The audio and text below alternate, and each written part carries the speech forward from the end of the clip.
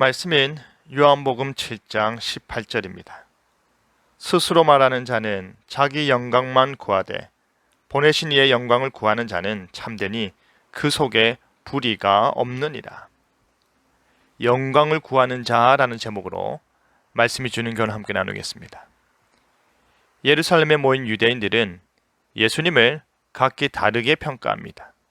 주님은 그런 유대인들이 가득한 성전에서 논쟁을 마다치 않았습니다. 예루살렘 분위기가 살벌하였습니다. 유대인들은 명절 순례객 중에서 예수님을 찾아내 죽이려고 하였습니다.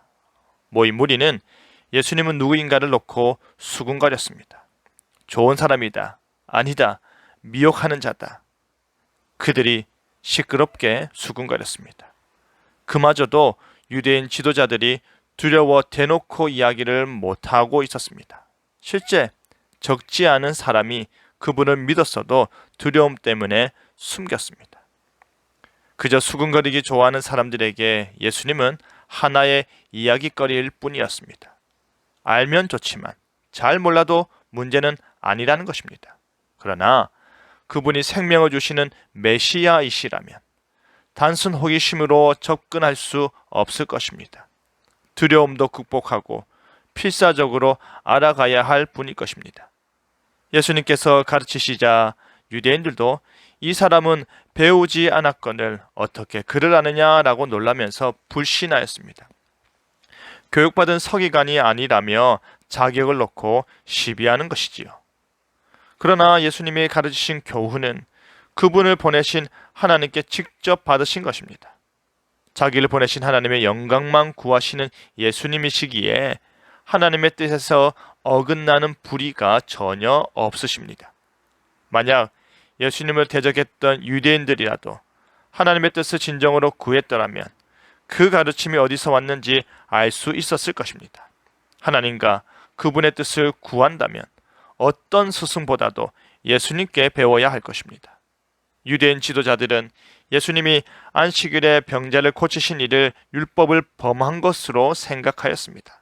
그러자 예수님께서는 할례를 예로 들어 그들의 위선을 드러내셨습니다. 아기가 태어난 지 8일에 시행하는 할례는 그날이 비록 안식일이라도 쉬는 법이 없었습니다. 할례가 아기를 온전하게 한다고 생각했기 때문입니다. 그런데 메시아가 오셔서 안식일에 사람을 온전하게 하는 일이 어떻게 불법이겠습니까? 그들은 율법의 본래 뜻을 알지 못하고 도리어 율법을 완성하기 위해 오신 예수님만 판단하고 정죄하였습니다. 예수님을 몰라도 너무 모르기 때문입니다. 예수님을 더 알기 위해 진지한 고민과 노력을 하시기 바랍니다.